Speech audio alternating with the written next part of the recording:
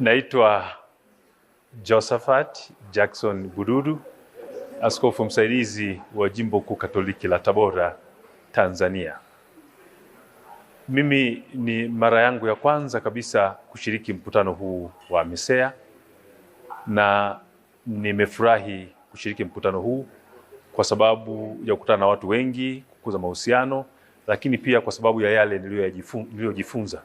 Kama tunavyojua, ni mkutano mkubwa unaohusisha mabaraza ya maaskofu za nchi 9, nchi wanachama, mabaraza ya maaskofu, lakini na nchi 2 waalikwa, Djibouti na Somalia. Labda cha pekee tu kitu ambacho mimi nimejifunza ni lile hitaji kubwa la kuwa na vijana na kuangalia mahitaji yao na kuwasindikiza katika mahitaji hayo. Na kama mada yetu ilivyosema, mkutano wa MESEA,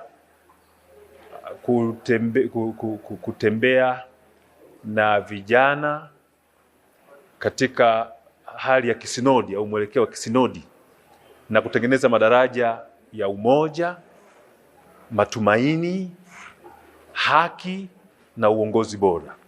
Nadhani katika yale yote yaliyopendekezwa, basi tukitoa muda, tukijipa nafasi ya kuwa na muda na vijana, hasa sisi wachungaji, haya yote yanawezekana.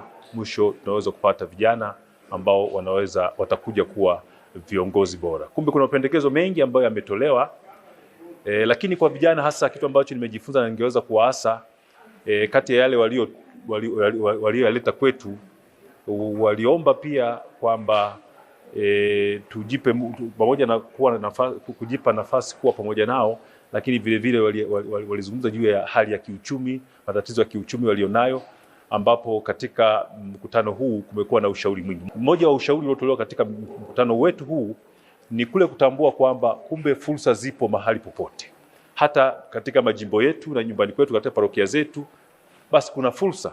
Cha msingi tuwe na jicho la kuona na tufikiri nini kinapungua ambacho sisi tunaweza kukifanya na ikatupa sisi nafasi ya kuishi vizuri na kushiriki vizuri katika shughuli za uinjilishaji na shughuli nyingine na maisha kwa ujumla. Basi nawatakia kila jema vijana wetu, basi tusikate tamaa, tujipe moyo, na sisi tunawaahidi kwamba tuko pamoja nanyi.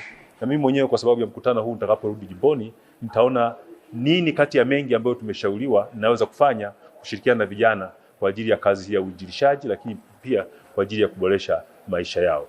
Asanteni sana kwa kunisikiliza. Tumsifu Yesu Kristo.